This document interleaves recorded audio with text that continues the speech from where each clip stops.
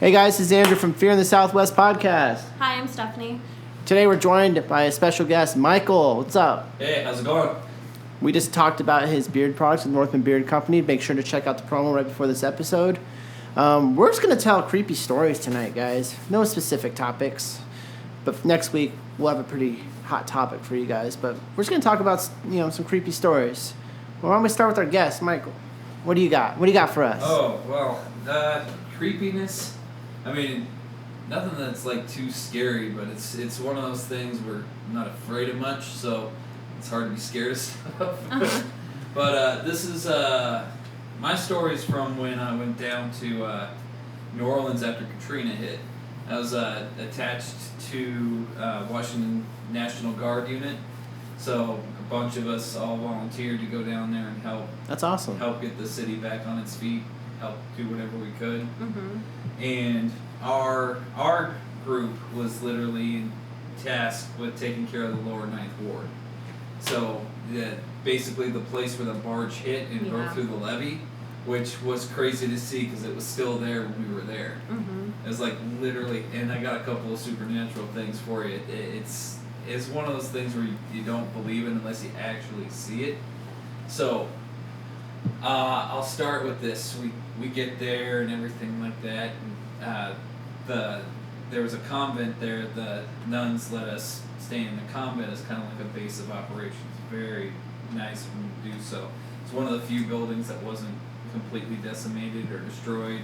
And even while we were there, some of the guys were contractors back at home, and you got a whole unit full of privates that can pound a nail in or screw a screw into a wall or something like that. So we took out the bottom sections and kind of repaired their building and everything like that. So there's quite a few times where we were rolling through the lower Ninth Ward where it's like eerily creepy because there's no one there.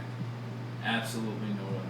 Like ghost town, like no one there. Yeah, like the kind of nowhere where like the hair stands up the back of your neck. Yeah, I mean there were certain sections that were starting to get people released back in to come and see if there was anything salvageable from their house or anything like that. I can remember one incident. This one lady, because it was like very few people, you had to prove that you lived there because they didn't want people going in and stealing other people's crap. Yeah. So you had to prove that you lived there, how long you've lived there, have some piece of identification or mail to certify that you lived there within the last year. Like there's a whole process these people had to do to get back to their house. So where this older lady, all she wanted was her wedding dress. She had lost her husband, and all she wanted was to see if the wedding dress was salvageable or not. And like the lower ninth, literally building tops were covered with water because they're below sea level there. Yeah. So literally building tops were completely covered. So the likelihood of her dress being okay, not covered in black mold and, better just throw it away than get sick and die, was slim to none. And we helped her get up into her room and everything like that, go up the stairs, and we're looking and we're like, this is creepy. This whole section of the house. This whole house had been submerged. There's black mold to the ceiling. Whole house had been submerged. Dress was perfectly fine. Oh, wow. Wow. And she's like, thank Jesus. Thank you so much, Jesus, for protecting. It's you wouldn't believe it unless you saw it. And just driving through, because we do night missions to make sure people weren't going in at night when nobody was around and going in and stealing crap again. Mm-hmm. And I remember we were rolling through and going down one of the main drags there on the lower ninth. And it was like one of those things where you're sitting there and like, this is creepy. Like, this is how zombie movies start. Kind of creepy. Like the full moon looks so full and it looks so damn close, and you're like, well, some of us are gonna die tonight. It's like, Gagner, shut up. And I'm like, what? It's rational fear, I swear. Well, no, there was like this CPR, like full body CPR dummy that a bunch of us had a bunch of us had decided to start moving it around the lower ninth ward because we were in fire teams. So this fire team would go and patrol this section. This fire team would go and patrol this section. So this thing, we started it. We don't know who else started doing it though. That's the creepy part. This thing would start popping up with more crap on it. Like it would have like oversized glasses, Mardi Gras beads, a tutu. Like somebody decided to put full makeup and it looked pretty good at one point. Because literally this thing was all around the lower ninth ward. It was up in a steeple at one point. It was on people's roofs. It made its way. This is the creepy part, is somebody had put it in the middle of the street when we're going down. I'm like, somebody's got to die tonight kind of thing. And it's literally sitting there staring at you. And it's like, oh, this is creepy. So I know exactly what we're going to do. Because there's a line of porta potties for the other people, other volunteer workers and stuff like that are helping clean stuff up after the hurricane, right? Mm-hmm. Well, this thing literally, I know this isn't this creepy story, but what happens is hilarious. So, literally, they put somebody, it wasn't us. One of the other Just to clarify, it wasn't that. It wasn't us because I would have been listening for this and it wouldn't have been as funny. Somebody put it in the porta potty. One of the porta potties. And we're sitting there and we're like, okay. Just sitting there, guarding, making sure people that are supposed to be there are there, and people that aren't supposed to go there, please go over there, and stuff like that. All of a sudden I hear the highest pitched girl scream I've ever heard in my entire life. Ah! And we run over there and we're like, what's wrong? She's like, that stupid thing scared me. We look in there and there's the dummy. But it was just crazy. The whole vibe down there was hospitable, but it's always like you always felt like something was watching you. Yeah. Like not like in an ominous kind of look. How long was it, like the whole time like that, or is it off and on? Whenever we'd go into the convent, it seemed that, at least for me, the vibe would shift. But once we'd get back down in the lower ninth, it was just like where the barge came through. Literally, there was one house that was still standing. 8 blocks this way, 8 blocks that way, nothing but foundation. Wow. Yeah. There was this other one. Oh, this was creepy. Oh, creepy-esque. So we're. That's a new word. We heard somebody vandalizing one of the churches. Somebody was throwing and breaking windows and stuff like that. So we run in there, trying, it's not yours. Stop breaking it, kind of thing. Like there's no sense in doing what you're doing. Stop. Yeah. And we run in there and nobody's in there. The glass has been broken for a while. We walking through, just making sure nobody's hiding in the building. I mean, there's a layer of black mold, a person foot high, along the entire building. And you are wearing masks, right? Yeah. We had to have a mask on and everything like that. They didn't treat us like cattle. Just go in here, guys. Okay. So we walk up there. I find this pew in this, or not. In this church, so it's like the old school wooden pews that people sit down, stand up, sit down. Just comfortable enough to sit in, but not comfortable enough to fall asleep during service in. Mm-hmm. You know what I'm talking about? Yeah. Those kind of pews. So, the majority of them were all covered in black mold. But literally, one of them, the Bible was literally sitting open to the Book of Revelations, completely clean. It's like creepy, like really creepy. You're like, yeah, I don't know. You got the Book of Revelations is like the Book of Armageddon, the end times. What will happen when everything stops? That's a heck of a section to be open, huh? What's that? That's a heck of a thing to find. Yeah, it was. I was like, I don't know if somebody was in here. I don't think anybody would be in here intentionally, because black mold can kill. So you don't go in there.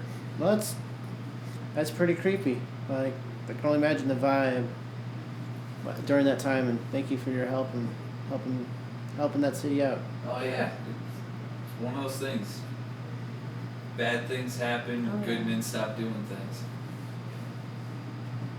All right, Stephanie, what do you got for us? What's your creepy story? So I got a few creepy stories, but being in the Southwest, I think every part of the Southwest has something haunting, or you have that vibe like you were just talking about where something's watching you, or you're not always alone, or you don't feel alone.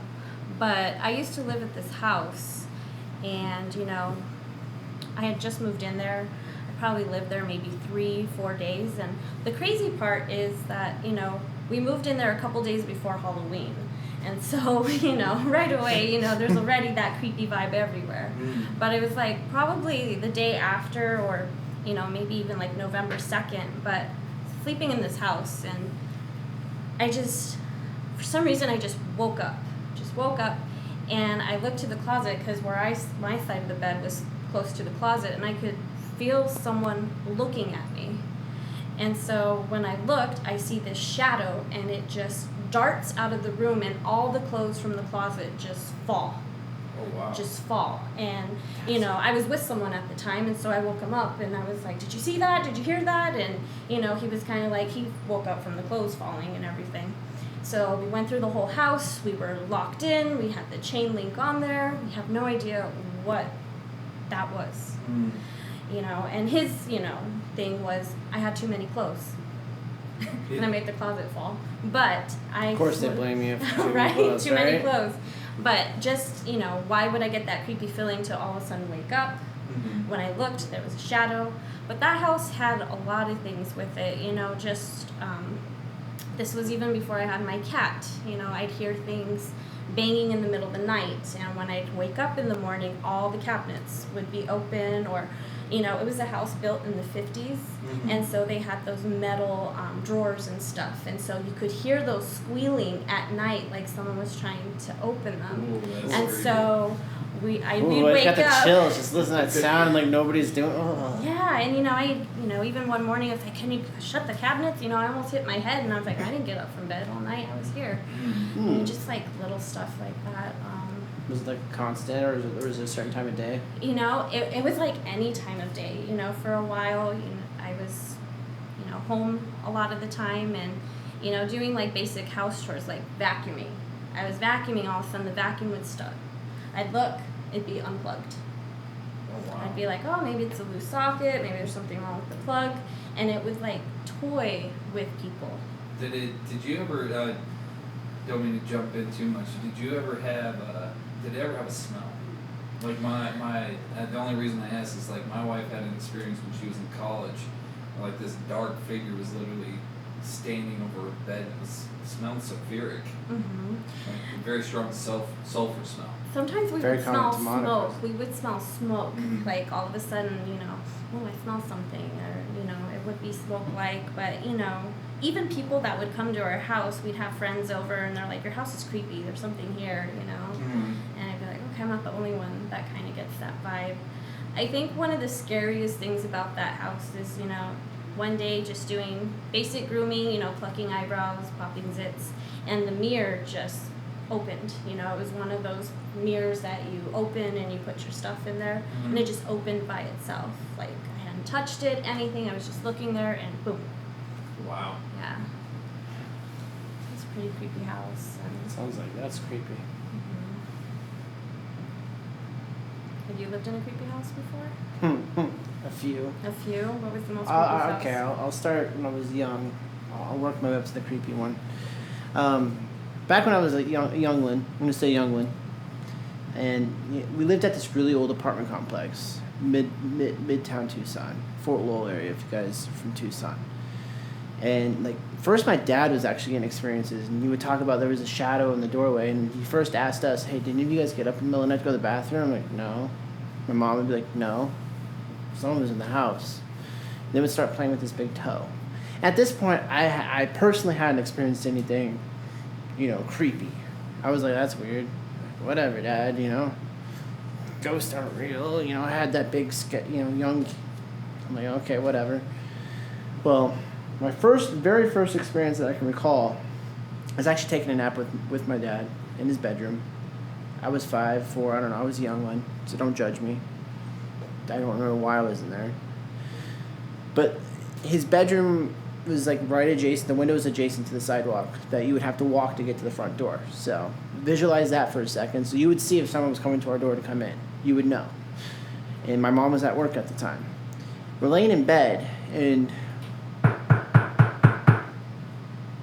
who's knocking on the door? Is Mom home? No, Mom's still at work. This is on the bedroom door. Well, we found it was the bedroom door because it wasn't the front door. And I first thought it was my dad playing tricks on me, trying to scare me. You know, like, aha, it's funny, Dad. You're knocking on your wood bed frame. Well, I finally got my dad to put his hands, heads, and feet in the air on the bedroom door. I remember covering my face, took a nap. That was weird. That's the problem, though, because once it recognized that, I was like, what is it? One of the creepier experiences that happened in this apartment. I remember waking up, I would say probably around midnight, 1 o'clock in the morning. Everyone's in bed. I wake up, I'm freezing. Like, I can see my breath. I'm cold. I'm like, dang, Dad, how cold did you make the air conditioner? I remember getting out of bed, looking at the thermostat, and at that age, I didn't understand what I was looking at. It looked normal. I'm like, I don't see any changes, really. It's kind of where it's always at. I get back in bed. And at the time, I had a water bed. So if anyone's had a water bed, you know when someone gets on the bed, it does like this weight. Like, you could tell if someone's getting on your bed. I was laying perfectly still. The bed was settled. I was just laying there. All of a sudden, my bed starts doing that, like someone's getting in bed with me. And I see the pillow next to me, like a head indent in the pillow. I went, nope. I went to the couch. This thing got in bed with me. That was freaky. At that point, I'm like, okay, they're real. I get it now. That was weird. That's why I was cold. That's why I had the chills. The thing got in bed with me. I literally had a ghost get in bed with me. So that was a weird one. But one that really resonates, really creepy, and there's reasons for that, and I'll explain towards the end. At the time, my then girlfriend lived in this really old house. I think built in the early 60s, late 50s. And the landlord told her, like, don't mind the noises in the attic. It's the house settling. Let me point out, this is back in 2000, I don't know. The house is settled. The house... It's settled. the house is, well, we're well into the 2000, I don't know, 12, 13-ish range. I don't remember the exact year, but the house is well settled. It's a brick house with an A-wood frame for an attic, basically. Imagine a rectangle brick house with a triangle. I mean, basic house. Yeah. And she's told me, like, yeah, the landlord says it's the house settling. I knew she didn't believe. And I'm like, honey, you know that's not the noise. That noise is not consistent with the house. Like, not to interrupt, did it sound like footsteps, or was it like wood just naturally expanding? No, it was like going through the attic. Oh, Like that's running? creepy. What the I'm like, that's the house settling? That you would be like, eek. The house is done settling. You don't even got fresh cracks, nothing. The house is done settling. Like, I don't believe that for one bit. But I'm a believer. Like, I'm like, okay, well, is there a raccoon in there? Like, that doesn't even sound like a raccoon. It literally sounds like someone walking through the attic. Well, if you had a raccoon in there, you'd know. Yeah, I mean, there'd be more obvious signs. I remember, matter of fact, I was out with you and Courtney one night. We had one of our nights out. When we were together, we went to a bar. Like, my brother Kyle was watching the 4-year-old, 3 or 4. I say it's probably closer to 4. 3 going on 4. And he would call me, dude, this house is creeping me out. I'm like, don't spook her. She doesn't understand. She doesn't understand, like, the creeping noise. And my then girlfriend didn't believe. Like, that was just, like, the normal. So I've come acquaintance to, like, okay, that's some really strange noises going on. Like, I don't believe it's the house settling, but whatever. Like, if that's what you want to believe, then cool. I'm okay with it. It's not really affecting me. Then things start getting really interesting. Because it kind of, like, basically stair-stepped its way. Once we, I don't know if it was me coming to the house, because I ended up, like, moving. She was there before I was. So I don't know if it was me coming in there for a few, and then everything started kind of progressive. All of a sudden, daughter's got a imaginary friend. Which, okay, maybe at that age, imagine, but she was very, very detailed and like emotional. Like she would get very upset about, the imaginary friend didn't share a toy, what clothes he was wearing, or whatever. Like, sounds like a demon. It gets there. It's creepy, and it's very much demonic. And if you study paranormal, you'll understand when I get to the next, when I get to what I call the big event, how it shook me to the core because what happened. So I'm a deep sleeper. So it was really weird when me and my then girlfriend woke up at the exact same time for no apparent reason. Let me point out that the daughter was in bed with us because she used to do that. She would sneak in bed and she was passed out. She was asleep. But me and her both woke. We looked at each other and we're like, what are we doing up? Why? Like, that's weird. We just woke up and like, why? Well, the bedroom door, we kept the bedroom door open. If you looked at the bedroom door, you could see like the cabinets, some of the cabinets in the kitchen. And if someone were to open the fridge door, the light would reflect on that cabinet. Mm-hmm. Just because with the fridge faced this way, and when you open the door, the light reflected on the cabinet, which you could see from the bedroom. Well, sure as shit, we see the fucking fridge open. I'm like, what the fuck? Who's in our house? Raiding our kitchen. Mm-hmm. I'm like, oh crap! Now I gotta go look. And mind you, this house had like iron bars on like all the windows. It's like a decorative. It wasn't like a prison, but it was like decorative like iron bars. So It would have been like some serious effort.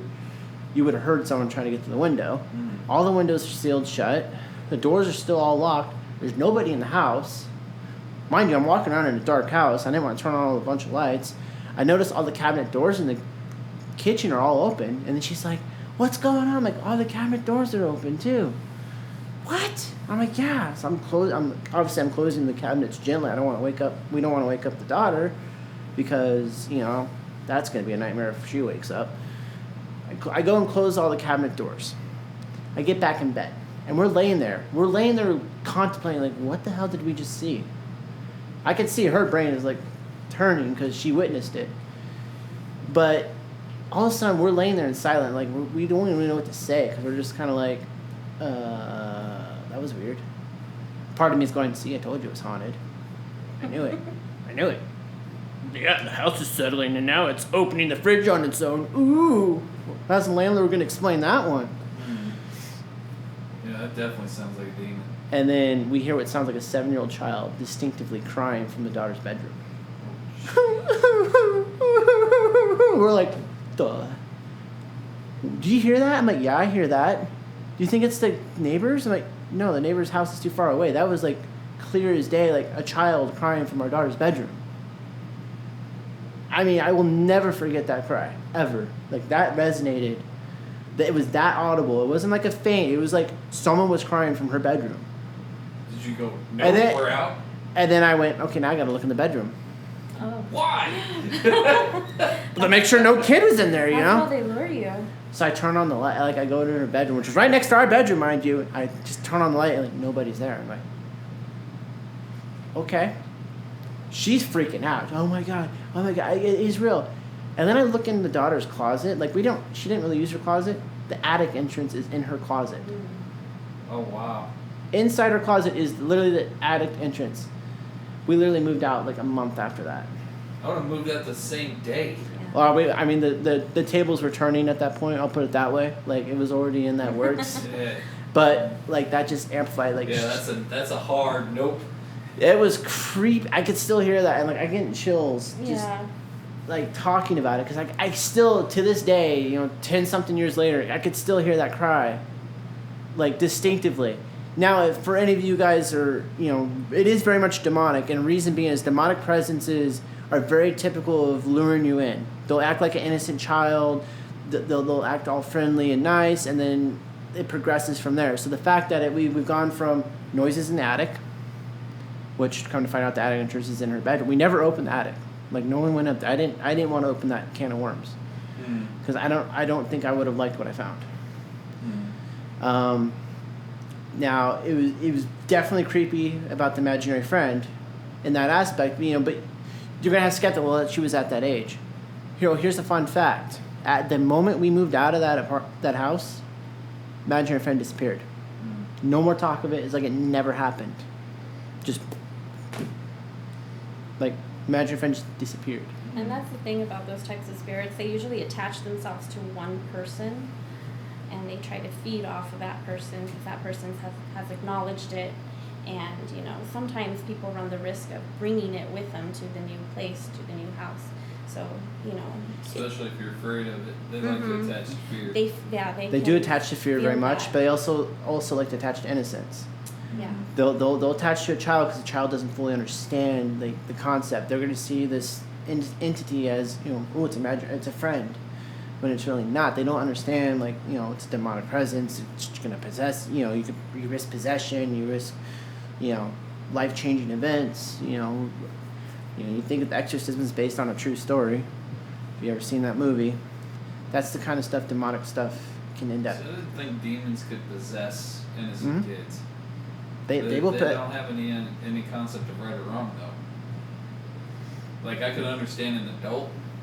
Well, yeah, I mean, teenager, primarily, but they also will like to go for more, you know. Do you think you may be, like, more oppress the child than? I think maybe so. more. And It probably go full on probably possess. see who reacts more to the child feeling And I and think seeing these things, and then once they find out who is more, you know, I kind of have a open feeling. for it, that's who they attach as a person. I think it was kind of targeted towards me, because this activity, because I pick up on it. I believed from day one, like, that was not the house settling.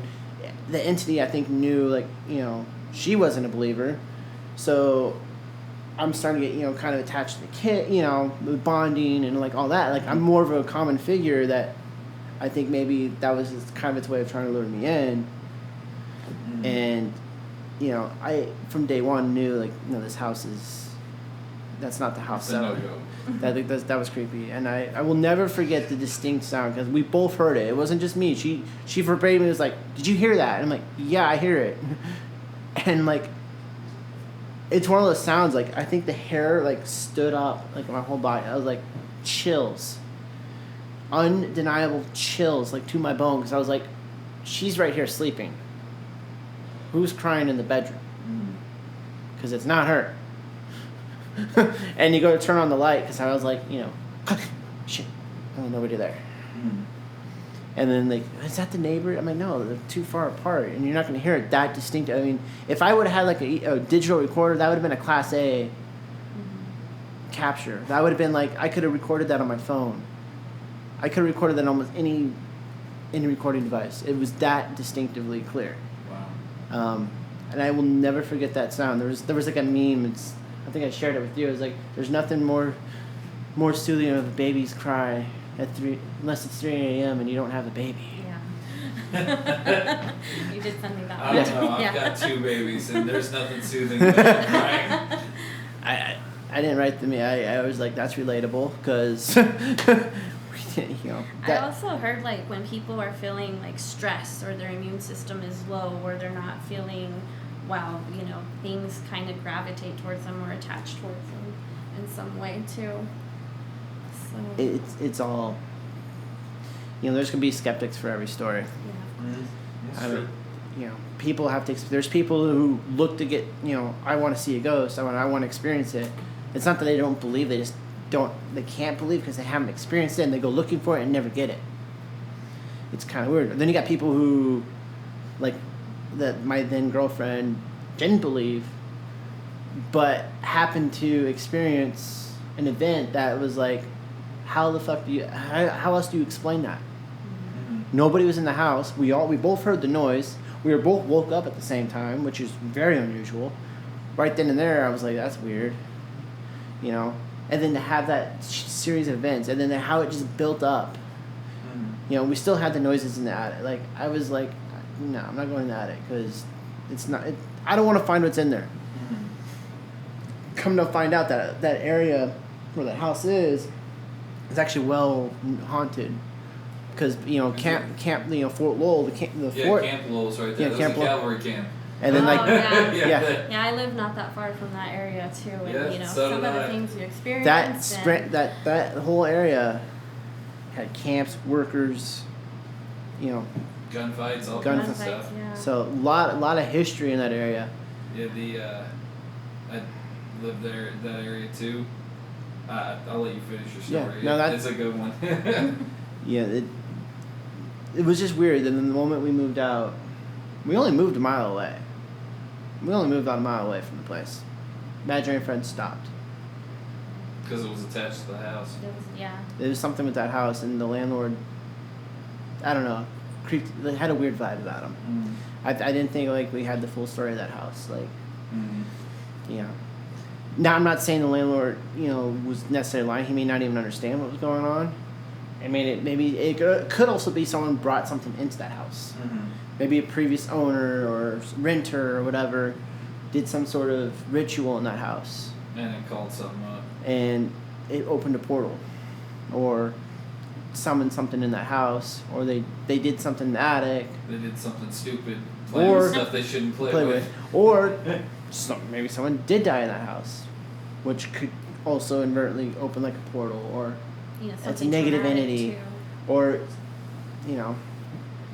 But I have one more creepy story I'll share. And I mentioned it previously in another episode, but while we're all talking creepy stories, this is out here. This is actually in this house. Well, this is a hard no. As we look around. Don't worry.